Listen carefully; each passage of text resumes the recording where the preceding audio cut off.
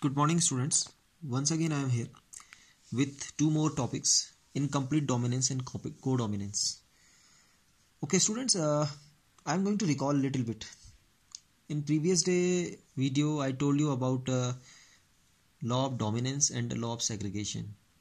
So these are the topics which are associated with these. What is incomplete dominance? I am going to tell you that. If you will think what happened in the law of dominance. When two plants having two opposite traits were crossed together in F1 progeny, one of the trait expresses itself and called dominant trait, and another is completely able to express itself, is called recessive trait. So here in complete dominance, what happened here? Since incomplete dominance, as I mentioned here, it is the post Mendelian discovery. ये Mendel की discovery के बाद निकल के आया, and it is an exception. Now what happened in the incomplete dominance? It is the phenomenon of neither of the two alleles being dominant, so that the expression of hybrid is a fine mixture of intermediate expression of two flowers or two plants. So actually what happened?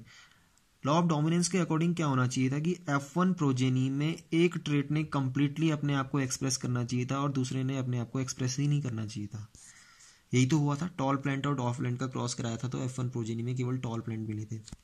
But what happens in case of the incomplete dominance? Incomplete dominance में दोनों alleles में से कोई भी allele completely खुद को express नहीं कर पाता इन F1 प्रोजेनी. कहाँ? F1 प्रोजेनी में.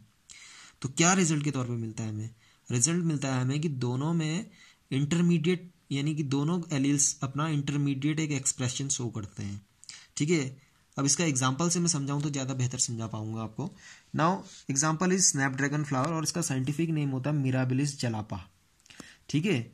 या इसको हम स्नैपड्रैगन फोरोनून प्लांट भी बोल देते हैं कहीं कहीं से. ठीक है. डॉग फ्लावर भी बोलते हैं इसी को, इसका नाम डॉग फ्लावर भी होता है. तो यहाँ पे ये देखा गया है. ठीक है. सो हेयर व्हाट हैपन्स, यहाँ पे इधर क्या था, इधर ये कंडीशन ये थी कि यहाँ पे दो कलर के ट्रू ब्रीडिंग प्लांट्स थे.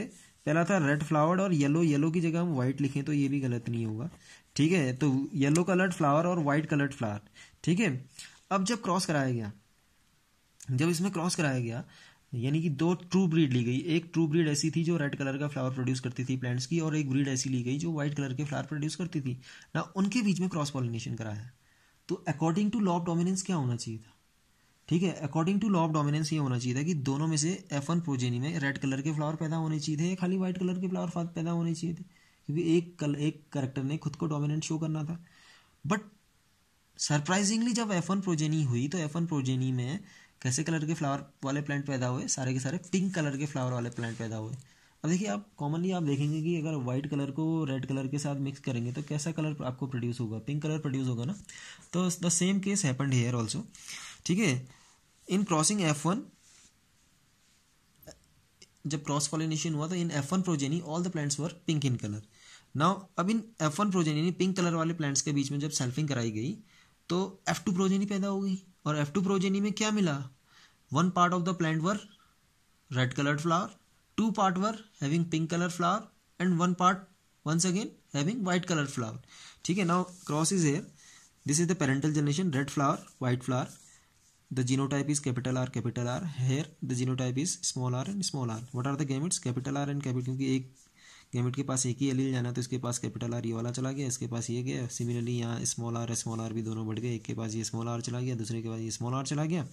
ये दोनों फ्यूज हुए तो उन्होंने कॉम्बिनेशन बनाया capital R and small R. And surprisingly all were pink. Now अब इन पिंक कलर के फ्लावर्स के बीच में यहाँ पर दोबारा से मैं सेल्फिंग करवा रहा हूँ. देखिए आप. ठीक है. Capital R small R, capital R small R, selfing हो रही. गेमिट बनाया capital R small R, similarly capital R small R. तो यहाँ पे क्रॉसिंग हो गई. सपोज ये कैपिटल आर फ्यूज होता है इस कैपिटल आर के साथ तो बनाएगा capital R and it is red in colour. Suppose this capital R fuses with this small R, the progeny will be capital R small R pink. This small r fuses with this capital R, small r, pink. Small r fuses with the small r, then the small r and small r, the progeny will be white. So if you will observe, one red colored flower is here, two pink colored flowers are here, and one white colored flower is here. In the F2's progeny, we are observing instead of ratio of 3:1, phenotypic ratio, यानी 3 एक तरह के मिलने चाहिए थे, एक अलग type का मिलना चाहिए था. Instead of it, we are getting one hybrid character, two hybrid characters और two plants having hybrid characters, यानी दो पिंक भी मिल गए. यानी पिंक कलर का प्रेजेंस ही यहाँ पर डिटरमाइन करता है कि ये जो फिनोमिनन है यहाँ पे कंप्लीट डोमिनेंस है ही नहीं, यहाँ पे क्या इनकम्प्लीट डोमिनेंस है। नहीं तो ये पिंक कलर कहाँ से आया? This pink colour suggest that concept of incomplete dominance. So if you have to define it, so what you will write in the concept of the incomplete dominance in F1 progeny, neither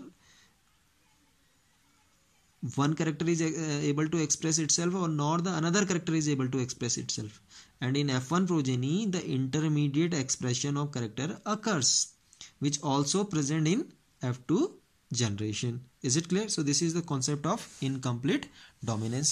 Similar concept I want to discuss with you. It's codominance. Now what is it, how the codominance is different from incomplete dominance? I am telling you that. आपने देखा था incomplete dominance में दोनों के दोनों जो traits थे वो अपने आप को completely dominant शो नहीं कर पा रहे थे। शो तो कर रहे थे पर completely dominant, ना तो रेड ही कंप्लीट था ना ही वाइट था।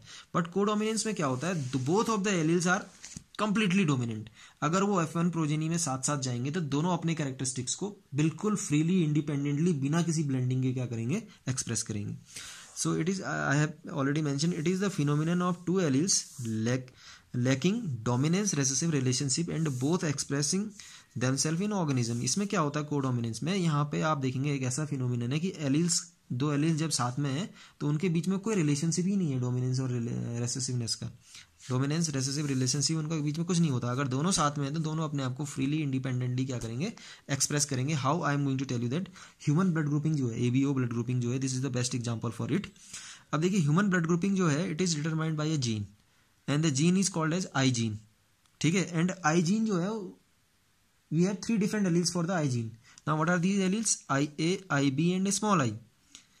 ठीक है, IA, IB and small I. Now what are IA, IB and small I? I am going to tell you that any person, अब देखो मैं एक इंडिविजुअल हूँ, मेरा ब्लड ग्रुप बी है, तो मेरे पास, ठीक है, किसी भी करेक्टर को एक्सप्रेस करने के लिए हमेशा कितने जीन हो सकते हैं? 2 जीन हो सकते हैं। ठीक है, तो I have, what should I have, मेरे पास क्या है, अगर ब्लड ग्रुप बी है तो IB पॉसिबल एक है, और दूसरा पॉसिबल ये कि IB और स्मॉल आई पॉसिबल है। नाउ ऐसा क्यों? अब ऐसा इसलिए है कि IA and IB are dominant over small I. ठीक है, अब देखिए मैंने कहा ना बात कर रहा हूँ कोडोमिनेंस की, लेकिन मैं यहाँ पर स्मॉल आई के बारे में भी मैं बताना आपको, क्योंकि आपको कंफ्यूजन हो सकता है, तो मैं आपका कंफ्यूजन दूर कर रहा हूँ कि स्मॉल आई जो है वो रेसेसिव है और IA एंड IB दोनों डोमिनेंट है। अगर इस, अब देखिए यहाँ पे कंडीशन बना रहा हूँ मैं, एक आपके सामने मैं लिख के देख देता हूँ। आई एम राइटिंग ए कंडीशन। तो सपोज आपका ब्लड ग्रुप A है, तो आपके पास प्रोबेबिलिटी क्या है कि आपके पास ब्लड ग्रुप हो सकता है IA एंड IA। दूसरी प्रोबेबिलिटी आपके पास क्या है कि IA और स्मॉल आई, अगर आपके पास 2 एलील हैं तो अब भी आपका ब्लड ग्रुप A होगा। सिमिलरली B ब्लड ग्रुप है तो आपके पास क्या प्रोबेबिलिटी है, IB, I am cutting it, I am writing once again, IB and IB एक पहली प्रोबेबिलिटी बनती है। दूसरी प्रोबेबिलिटी IB एंड I। अगर दोनों के दोनों अगर स्मॉल आई हैं तब कौन सा ब्लड ग्रुप होगा बताइए? तब होगा ब्लड ग्रुप O। ठीक है, और तीसरा प्रोबेबिलिटी थी AB के लिए, जब दोनों तरह के एलील होंगे, AB प्रेजेंट होगा, IB भी प्रेजेंट होगा, तो अब आपका क्या होता है, देखो मैं कह रहा हूँ ना, AB डोमिनेंट है, B भी डोमिनेंट है, दोनों अपने आप को एक्सप्रेस कर रहे हैं तो AB ब्लड ग्रुप बन जा रहा है। ठीक है, वहीं स्मॉल आई अगर A और B के साथ प्रेजेंट हो रहा है तो A और B ही अपने आप को एक्सप्रेस कर रहे हैं तो ब्लड ग्रुप A और B ही रह रहा है। अगर दोनों ही नहीं है, दोनों ही स्मॉल आई हैं, तब क्या होगा, आपका O ब्लड ग्रुप होगा। ठीक है, now I am coming to the point. Now the plasma membrane of the RBC has sugar molecules that protrude from the surface and kind of sugar is controlled by gene I। अब देखिए हमारी generally जो RBC होती है, RBC की जो plasma membrane होती है, इस प्लाज्मा मेम्ब्रेन में इस आई जीन की वजह से कुछ सुगर बनती है, कुछ उभर के बाहर आती है। प्रोट्रूड का मतलब होता है उभर के बाहर आना। ठीक है, तो अगर जीन जो है, देखो ब्लड ग्रुप फॉर एग्जाम्पल किसी आदमी का ब्लड ग्रुप A है, तो इसका मतलब है कि उसकी जो RBC है, RBC से कौन सी शुगर निकल के आ रही है, A टाइप की शुगर निकल के आ रही है। ठीक है, अगर ब्लड ग्रुप B है तो उसकी RBC से कौन सी शुगर निकल के आएगी, B टाइप की शुगर निकल के आएगी। ठीक है, अगर ब्लड ग्रुप O है तो कोई भी शुगर नहीं बनेगी, क्योंकि आई जीन अपने आप को कोई शुगर बनाता ही नहीं। अगर ब्लड ग्रुप AB है तो यहाँ पर आपको कोडोमिनेंस नजर आएगी। देखो यहाँ A शुगर भी बनेगी और B शुगर भी बनेगी, तो ब्लड ग्रुप अपने आप ऑटोमेटिकली क्या हो जाएगा, AB हो जाएगा। Is it clear? So here, so in this case we can say that in case of the blood group AB, in plasma membrane both kind of sugars are present due to the presence of allele IA and IB, so it is representing the concept of codominance। ठीक है, यहाँ पर आपके IA gene भी खुद को express कर रहा है, IB जीन भी खुद को एक्सप्रेस कर रहा है, और RBC की जो सरफेस है उसमें दोनों तरह की आपकी शुगर बन जा रही है, शुगर AB बन जा रही है और शुगर BB बन जा रही है। इसी से मिलता जुलता एक कॉन्सेप्ट है मल्टीपल एलिलिज्म और मल्टीपल एलील्स। अब यहाँ पे आपने देखा ब्लड ग्रुप ABO जो है, this is the best example of the multiple alleles और multiple allelism. Actually what is multiple alleles और what is the concept of multiple allelism? If more than two alleles in a population are responsible for determination of one character, then it is called as multiple alleles or multiple allelism। ठीक है, यानी एक character है blood group, उसको govern करने के लिए, उसको डिटरमाइन करने के लिए एक से ज्यादा एलील्स रिस्पॉन्सिबल है। कौन कौन से? IA, IB और small I. But multiple allelism आपको एक इंडिविजुअल में नहीं नजर आएगी। फॉर एग्जाम्पल मेरा ब्लड ग्रुप बी है तो मेरे पास दो ही एलील तो होंगे, या तो IB और IB या IB और स्मॉल आई। बट अगर मैं पॉपुलेशन की बात करूं, मेरा ब्लड ग्रुप A है, तुम्हारा ब्लड ग्रुप B है, अगले का ब्लड ग्रुप AB है और चौथे का ब्लड ग्रुप O है सॉरी। तो यानी यहाँ पर आप देखोगे कि अलग अलग एलील्स, अलग अलग टाइप के एलील्स अलग अलग आदमी के ब्लड ग्रुप को बना रहे हैं। यानी यहाँ पर दो से ज्यादा एलील रिस्पॉन्सिबल है, IA भी रिस्पॉन्सिबल है, IB भी रिस्पॉन्सिबल है और स्मॉल I भी रिस्पॉन्सिबल है। ठीक है, तो इसको बोलते हैं multiple allelism. I have clearly mentioned when more than two alleles governing the same character, since individually only two alleles can be present it. ठीक है, in multiple allelism can be found only when we are studying about a population. तो केवल एक population की studies में आपको क्या देखने के लिए मिल सकता है? मल्टीपल एलिलिज्म मिलता है। ठीक है, इसी से रिलेटेड एक टर्म और आता है प्लियोट्रॉपी। अभी मैंने जनरली आपसे एक टर्म डिस्कस किया था, मैंने कहा था कि जनरली क्या होता है, एक जीन एक ही कैरेक्टर को एक्सप्रेस करता है। बट कभी कभार क्या होता है कि एक जीन एक से ज्यादा कैरेक्टर को एक्सप्रेस करता है। When this is a phenomenon in which a single gene can exhibit multiple phenotypic expression, एक से ज्यादा फिनोटिपिक कैरेक्टर को एक्सप्रेस करता है। जैसे एग्जांपल के तौर पर मैं बताऊं, एक जीन है, कोई जीन B जीन जिसको हम बोलते हैं। ठीक है, तो B जीन के तीन कॉम्बिनेशन पॉसिबल है, कैपिटल B, स्मॉल b और कैपिटल B स्मॉल b। ठीक है, जनरली समझ रहे हैं ना आप? अब ये जो जीन है जनरली दो फिनोटाइपिक कैरेक्टर्स को एक्सप्रेस करता है। एक तो स्टार्च, तो सीड के अंदर जो स्टार्च होता है उसके ग्रेन, स्टार्च ग्रेन के साइज को एक्सप्रेस करता है। दूसरा वो जो सीड का शेप है उसको एक्सप्रेस करता है। फॉर एग्जाम्पल कैपिटल B जब साथ में है तो जो सीड के अंदर स्टार्च ग्रेन बनता है वो लार्ज साइज का बनता है। जब दोनों के दोनों जो एलील हैं स्मॉल टाइप के होते हैं तो जो स्टार्च ग्रेन बनता है वो स्मॉलर साइज का बनता है। जब आपके एक कैपिटल और एक स्मॉल होता है, थर्ड कंडीशन आप देखिए यहाँ पे, तो यहाँ पर आपको इनकम्प्लीट डोमिनेंस नजर आ रहा है, इंटरमीडिएट साइज का आपका स्टार्च ग्रेन बन रहा है, बीच के साइज का स्टार्च ग्रेन बन रहा है। वहीं दूसरा कैरेक्टर मैंने कहा कि it expresses seed shape also, तो ये सीड के शेप को भी डिटरमाइन करता है। अगर दोनों कैपिटल B टाइप के अगर आपके एलील साथ में तो राउंड सीड बनता है। एक कैपिटल एक स्मॉल होता है तो हाइब्रिड, यानी कि हाइब्रिड में आपका एक कैपिटल दोनों स्मॉल अगर हैं तो आपका रिंकल्ड सीड बन रहा है। एक कैपिटल और एक स्मॉल अगर आपका B है तो ये आपका राउंड सीड बन रहा है। यहाँ पे लो डोमिनेंस देखो, यहाँ पर दोनों कॉन्सेप्ट्स में अलग अलग चीजें दिख रहे हैं। पहले वाले में हम देख रहे थे इनकम्प्लीट डोमिनेंस को शो कर रहा है, जबकि यहाँ कंप्लीट डोमिनेंस को, कैपिटल B और स्मॉल b जब साथ में तो यहाँ सीड का शेप राउंड ही बन रहा है। ठीक है, तो ये आपका किसका एग्जाम्पल हो गया? जीन एक ही था, कैपिटल B जीन आपका था एक जिसको हम बोलते हैं BB gene. It is determining two characters. One is the starch grain size and the second one is seed shape. This concept is called pleiotropy. Humans में भी इसका एग्जाम्पल है। ह्यूमंस में एक बीमारी हो जाती है, इस बीमारी का नाम है, यहाँ पे लिखा है मैंने, फिनाइल कीटोनूरिया। फिनाइल कीटोनूरिया क्यों होती है? जनरली आपकी बॉडी में एक जीन होता है, जीन जो बनाता है केमिकल जिसका नाम होता है फिनाइल एलानाइन हाइड्रोक्सिलेज।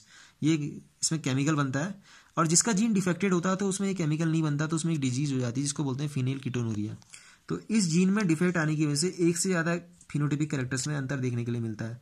एक तो रिटार्डनेस हो जाती है, मेंटल रिटार्डनेस, तो ब्रेन में इफेक्ट दिखा। दूसरा जो हेयर का जो पैटर्न है, यानी लॉस ऑफ हेयर हो जाता है, रिडक्शन इन हेयर हो जाता है, यानी हेयर पैटर्न दूसरा आपका फिनोटिपिक कैरेक्टर हो गया। तीसरा बॉडी की जो स्किन है, स्किन में पिगमेंटेशन नजर आने लगते हैं, वो तीसरा कैरेक्टर हो गया। यानी जीन एक ही था, उसने एक से ज्यादा फिनोटिपिक कैरेक्टर्स को एक्सप्रेस किया, तो ये भी आपका फिनाइल कीटोनूरिया जो डिजीज है, ये डिजीज भी आपका किसका एग्जाम्पल हो गया? प्लियोट्रॉपी का एग्जाम्पल हो गया। So I think today you are able to explain each and everything. ठीक है, इफ अभी भी अगर आपको कोई प्रॉब्लम है तो कमेंट सेक्शन में मुझे कमेंट कीजिए, व्हाट्सएप में मैसेज कीजिए, you can ask any query. ठीक है, and all the best, thank you.